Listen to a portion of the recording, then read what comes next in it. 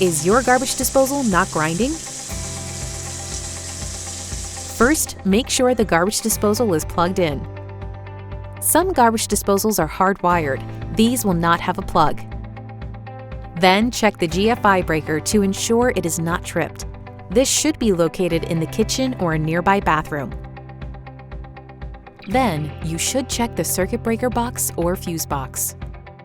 Reset any tripped circuit breakers or replace any blown fuses. If it's still not working, check for leaks. If the garbage disposal appears to be leaking, it may need to be replaced. You may need to use an Allen key to dislodge the garbage disposal.